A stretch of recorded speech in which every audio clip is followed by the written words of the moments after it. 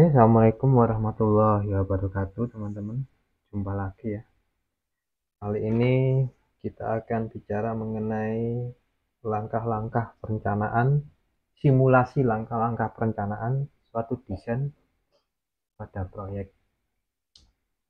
Seperti yang diketahui ya, langkah awal suatu perencanaan itu adalah suatu block plan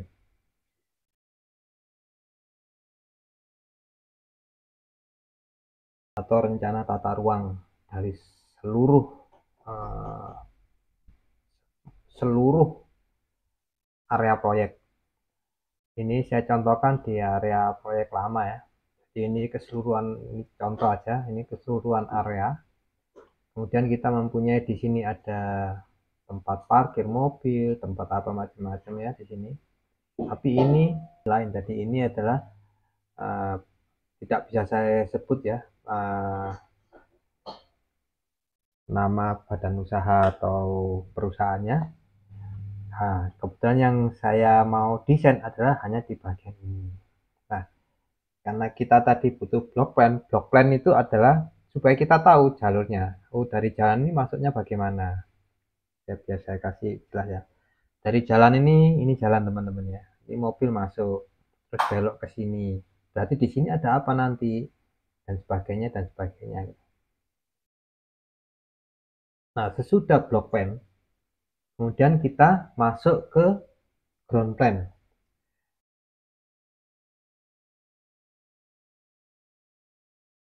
Plan itu kita masuknya di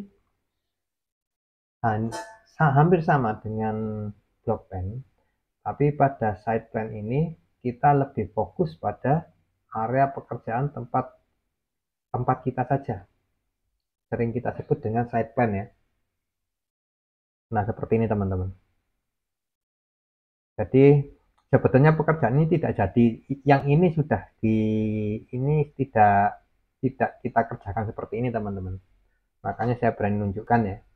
Karena pada prosesnya ini perubahan di sini sangat banyak, dan kalau teman-teman mau lihat hasilnya juga ada di Trenggalek ya saat ini ya. Jadi ini rencana awal istilahnya, desain saya awal tata letaknya seperti ini.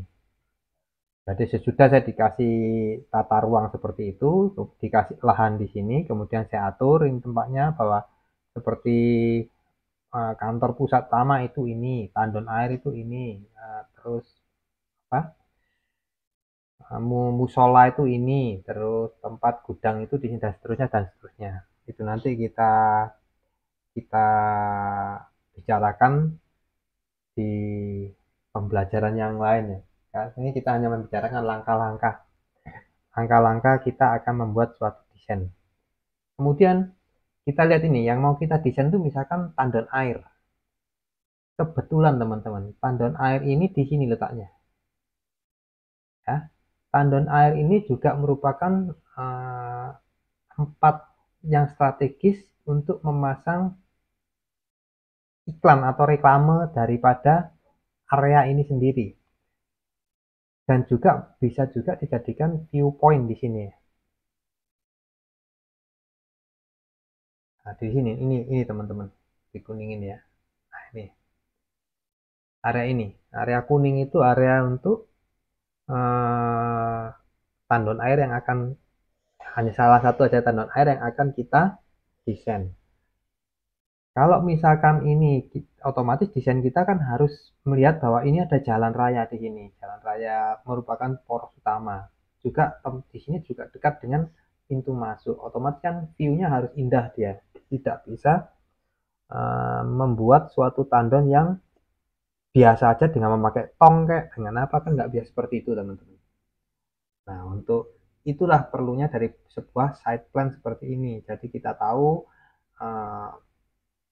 sudut pandangnya orang itu seperti apa, terus matahari itu nantinya dari mana, jalurnya air itu nanti seperti apa. Di sini sudah jelas teman-teman, ada jalur air. Ini jalurnya air ini, karena kita nanti ngambilnya air ini rencana awal saya ngambilkan dari sumber yang di atas. Tapi pada prakteknya Ternyata kemudian kita ngebor sendiri. Tapi terlepas dari itu semua, ini sebuah desain awal teman-teman ya. Saya bilang ini sebuah desain awal yang masih hanya desain dari kita perorangan. Kan pada suatu proyek itu banyak sekali orang-orang yang akan menyetujui ini dikerjakan apa tidak. Banyak sekali orang. Jadi kalau misalkan dari kita seperti ini, kemudian dari uh, meja yang lain mintanya seperti ini, kemudian naik lagi dari meja ini minta seperti ini, kita juga akan berubah sesuai dengan keinginan owner istilahnya. Kan mereka itu perwakilan dari owner ya. Nah, selanjutnya teman-teman.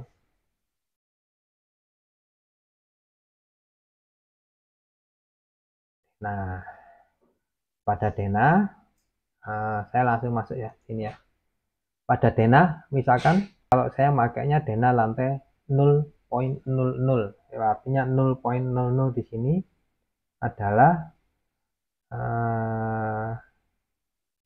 lantai yang kita anggap standar dari bangunan yang akan kita kerjakan. Kalau saya biasanya memakai lantai standar itu utama, lantai utama dari suatu bangunan ya. Jadi ini. Jadi tanahnya nanti biasanya saya turunkan, misalkan turun 30 cm ya. Seperti ini turunnya malah 50 cm nih, 60 cm teman-teman. Kan ini per 20 ya.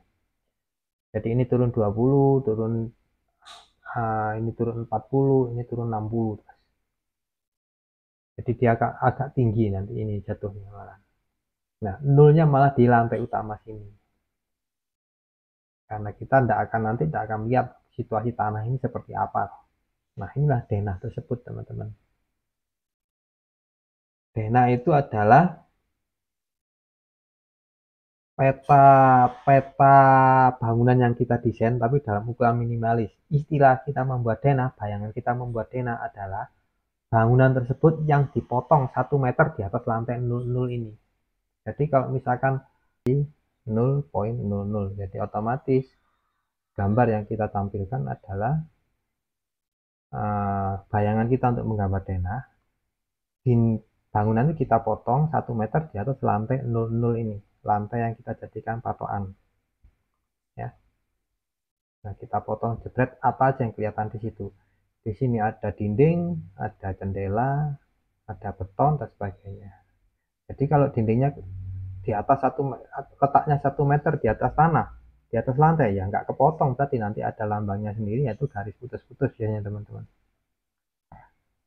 Oke, kemudian di sini denah elevasi 3.2 plus 3.20, artinya dia denah ini adalah denah dengan ketinggian 3,2 dari lantai 0. Nah, itu kita potong seperti ini jatuhnya. Jadi di situ apa aja yang kelihatan? Ada dinding GRC aja, Pak. Oh ya, ini di sini aja yang kelihatan kita. Ada kolom, dinding GRC, pipa-pipa pagar dan sebagainya. Kemudian teman-teman, yang kelima,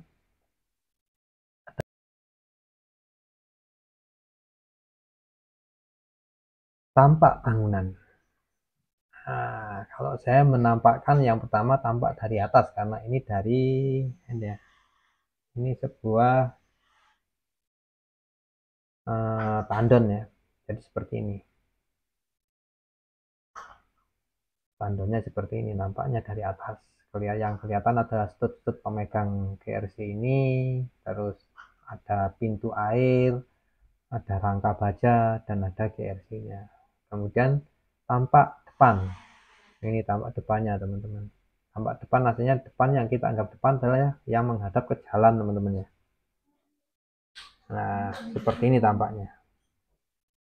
Kemudian tampak belakang. Oh, tampak belakangnya seperti ini. Di sini kita maksimalkan ruangan bawahnya sebagai gudang atau ruang kontrol. Ada tangga di sini dan sebagainya dan sebagainya. Kemudian tampak samping kiri dan kanan saya anggap sama bentuknya. Jadi saya tidak gambarkan lagi. Ini skala 150 teman-teman ya. Dilihat. Karena apa saya pakai itu? Karena gambar ini kecil teman-teman. Jadi ukurannya hanya 3 kali berapa ini? 3 kali 2 karena tampak samping kiri dan kanan itu sama, jadi tidak saya gambarkan karena saya anggap sama teman-teman. Kebetulan ini pengawasnya juga saya sendiri, jadi karena yang desain saya terus pengawasnya juga saya, ya agak memperingan. Tapi kalau yang seharusnya harus digambar semua teman-teman, agar nanti yang ngawasin juga bisa melihat oh bentuknya seperti ini kalau tampaknya apa, kalau tampak dari samping kanan itu.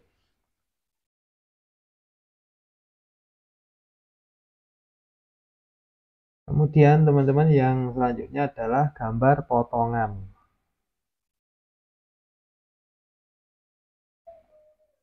Jadi ini gambar potongannya teman-teman. Jadi dilihat ya, untuk gambar potongan itu di sini di denah sini. Jadi ada garis. Ini potongan AA, artinya ini pot bangun itu saya belah dari sini, kemudian saya melihatnya dari sini teman-teman. Karena ini kadang digambarkannya seperti ini teman-teman ya. Nih, artinya arah pandangan kita ke sana teman-teman. Cuma kalau saya kan kalau saya pakai seperti ini karena ada kayak lingkaran sini karena saya sudah jadikan blok ya. Tapi yang menjadi view pandangan tuh yang ada ini panahnya di sini. Ini saya anggap panah. Sama juga yang B ini saya anggap panah ke sini. Jadi bangunan dibelah, kemudian kita ada di sini dan lihat ke arah sana, ke arah atas layar. Nah, jatuhnya potongan AA adalah seperti ini teman-teman. Nah, inilah yang disebut dengan potongan. Pada tahap selanjutnya nanti saya akan memberikan beberapa dasar-dasar tentang menggambar cepat daripada antara dari denah sampai potongan dan seterusnya ya. Nah, otomatis kalau sudah dipotong itu kan kelihatan semua dalamnya teman-teman ya. Oh, dalamnya seperti ini toh. Bahwa ini ada void, ada lubang. Terus ini ada berarti ini ada segmen atau pemecah atau apa itu yang membuat yang pembagi ya. Tujuan saya ngasih pembagi ini agar air tidak terlalu, kalau terjadi gempa atau apa, dia goyangannya tidak terlalu keras sehingga melemahkan ini titik-titik tumpu ini teman-teman. Jadi dia terbagi, jadi goyangannya tidak terlalu besar. Kemudian pondasinya juga kelihatan kan, berarti kalau dipotong apa aja yang ada di situ, ada rolak, ini rolak teman-teman ya, ada pondasi dan seterusnya dan seterusnya. Slope-nya juga kelihatan, lantainya seperti apa juga kelihatan teman-teman. Bahwa di sini ada slope, terus di sini ada sebelum kita masang lantai itu ada timbunan pasir, ada spesi baru lantai. Ya, itu potongan. Pun begitu terjadi kalau potongan dengan potongan BB teman-teman ya. Potongan BB itu kalau kita lihat di denah potongannya ke sini memanjang sini. Kita ada di sini melihat ke arah sana. Jadi saya kasih kita ada di sini dipotong BB itu melihat ke arah sana. Nah, jadinya teman-teman, jadinya seperti ini. Yang kelihatan apa aja sih ya? Seperti ini tadi, yang segmen tadi kelihatan, yang pembagi tadi ya, ini pembaginya kelihatan. Kalau dia posisi kepotong teman-teman ya, dia ada garis seperti ini ya. Ada arsiran, harusnya di sini ada arsiran teman-teman. Tapi karena saat itu saya ingin menunjukkan ini teman-teman, nah pembesiannya ini, bahwa di situ ada pembesian satu layer. Dan pada saat ini saya kasih arsir itu tidak kelihatan kalau dilihat dari gambar, maka ini saya hide, saya sembunyikan dulu. Nanti caranya menyembunyikan ada di pembelajarannya. Tapi kalau memang ini masih kelihatan, artinya besinya kelihatan besar-besar kan otomatis kelihatan ya, saya pasang saja arsirnya. Cuma kalau posisinya dia terpotong, dinding itu terpotong, itu dia selalu dikasih arsir. Kemudian ini GRC teman-teman. Seperti ini dinding ini teman-teman. Ini dinding. Ini rola. Nah, ini lambang tanah asli, tanah asli. Kemudian teman-teman juga yang harus selalu diingat pada saat menggambar dena potongan itu adalah ini elevasi masing-masing. Jadi elevasinya dihitung dari 0 itu lantai utama ini teman-teman ya. Kemudian turun sampai tanah itu 50, turun sampai rola itu 1 meter, turun sampai top pondasi ini 2,7, turun sampai pondasi terbawah ini 3 meter. Terus posisi paling tinggi juga di sini kita sebutkan, yaitu kalau di sini pakai 8,1. Kemudian detail teman-teman ya, pada potongan itu selalu detail. Di sini disebutkan pipa tangga itu tipenya apa, dinding betonnya itu mutunya berapa, tebalnya berapa, dan sebagainya dan sebagainya. Itu ada di potongan semua. Potongan ini nanti dasar dari pembangunan teman-teman. Kita membuat ini supaya yang tukangnya itu tahu gitu loh, bahwa oh ini terbuat dari ini, oh ini terbuat dari ini. Sebelum mereka mengerjakan kan mereka akan minta ini dan mempelajari, dan juga untuk ngitung biaya. Kemudian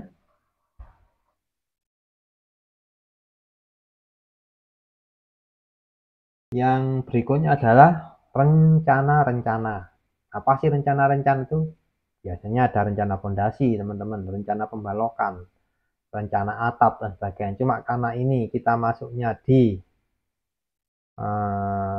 apa, hanya sekedar membuat tandon air yang nggak ada atapnya teman-teman ya, maka rencananya juga tidak seberapa banyak teman-teman. Di sini misalkan saya pakai ada rencana fondasi. Kemudian karena ini di gambar saya itu rencana, kalau di sini kan ada rencana ada gambar detail ya, kalau di perencanaan ya. Nah, ini detailnya itu saya taruh di sampingnya dari rencana fondasi karena berkaitan teman-teman ya, biar enak. Misalkan fondasi P1, fondasi P2, gimana sih P1 itu?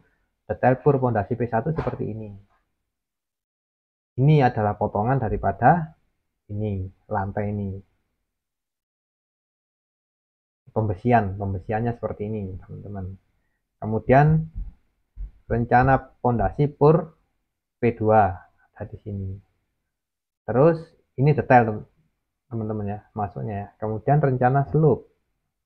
Rencana slope itu masuknya sih ke rencana fondasi sini sebenarnya. Cuma di sini saya bedakan karena bentuk kolomnya yang lain. Ini lain bentuk kolomnya, saya pakai nyudut teman-teman ya.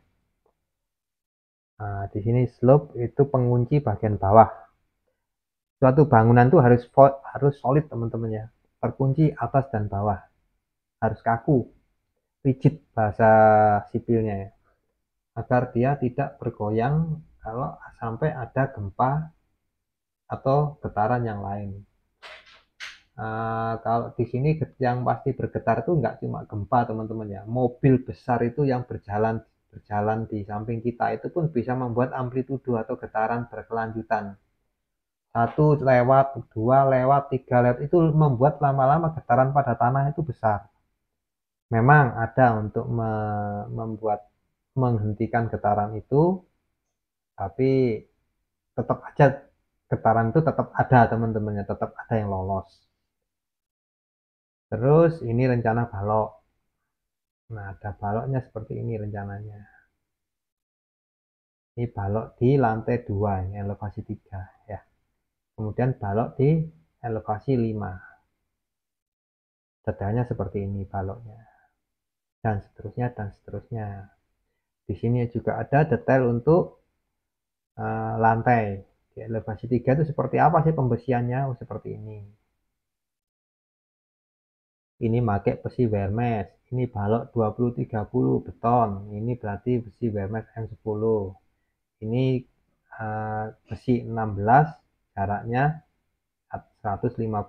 Ini cuma untuk ini ya.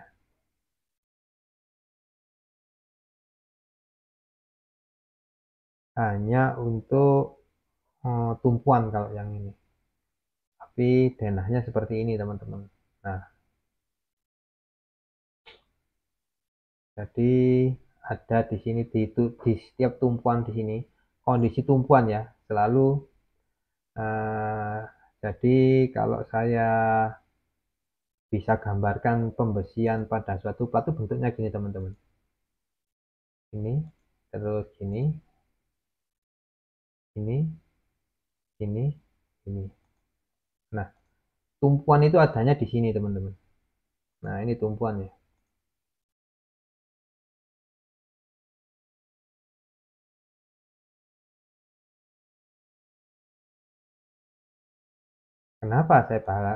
Kenapa seperti itu? Karena momen sebetulnya mau kerjanya momen itu dia adanya di kalau saya bisa gambar momen maksimum pasti di tengah sini ya teman-teman ya. Momen maksimumnya di sini. Nah, di sini tuh ini kalau sendi betul nol, tapi kalau ini beton kan tidak sendi teman-teman, jepit loh. Nah, kalau jepit dia itu selalu begini. Nah, begini teman-teman.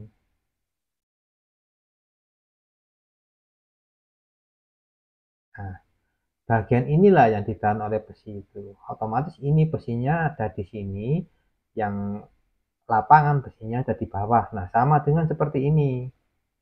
Yang ini besinya yang di ini untuk jepit, ini untuk jepit, untuk tumpuan, yang lah ini di tengah ini pembesian lapangan namanya. Nah, detailnya seperti ini teman-teman ya. Tuh. Nah, disitulah fungsi daripada detail-detail tersebut. Jadi kita bisa ini hasil perhitungan sih teman-teman. Jadi tidak bisa hanya perkiraan aja. Kalau saya sih ngitungnya dengan software namanya SAP ya. Jadi lebih cepat. Ini detail baknya.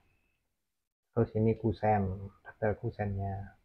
Langkah selanjutnya teman-teman sudah rencana-rencana dan gambar detail. Itu tadi sudah sekaligus ya, rencana dan gambar detail sudah saya jadikan satu. Jadi ini misalkan kayak ini teman-teman, ini rencana kok rencana kusen. Nah, kusennya itu seperti apa? Kusen PJ ini misalkan. Terus J itu ini. Itu detailnya. Kemudian yang ke berikutnya adalah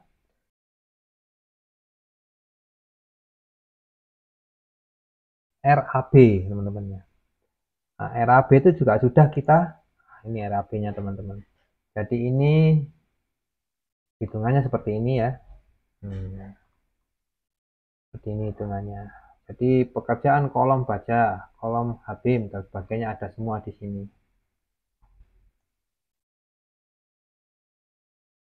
Galian tanah fondasi, fondasi pur P1, pedestal dan sebagainya dan sebagainya. Nah, kelihatan teman-teman ya. Pekerjaan dinding setengah bata ekspos, pekerjaan rangka hulu. Nah, jadi di sini sudah uh, rekapnya di sini, hitungannya ada sendiri teman-teman.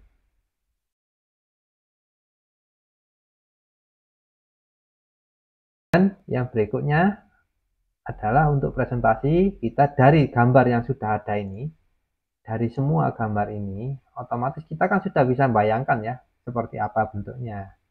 Itu kemudian kita gambarkan 3 dimensi. Kalau 3 dimensinya saya gambarnya pakai uh, ini SketchUp. Bentuknya seperti ini nanti. Ini yang tadi dari masuk tadi jendela, kusen dan sebagainya. Ini tangga, ini lubang, ini dinding expose teman-teman. Ini juga pakai GRC. Ini pun GRC sama rangka hulu ya. Ini ada rangka hulu di sini teman-teman. Kemudian apa? Rangka untuk nahan GRC-nya seperti ini. Kalau dari sini kelihatan semua teman-teman ya. Nah,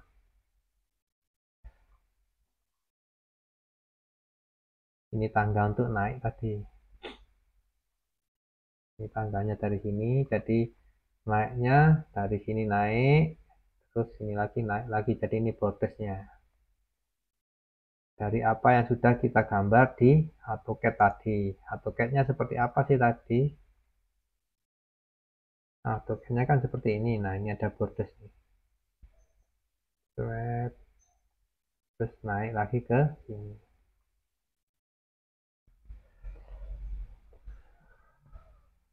Demikian teman-teman, step by step perencanaan suatu desain dari mulai awal, yaitu bikin block plan, kemudian membuat ground plan, set plan, denah, tampak, potongan, rencana, detail, sampai dengan 3D, sampai dengan perhitungan RAP-nya. Saya ucapkan terima kasih untuk perhatiannya. Wassalamualaikum warahmatullahi wabarakatuh.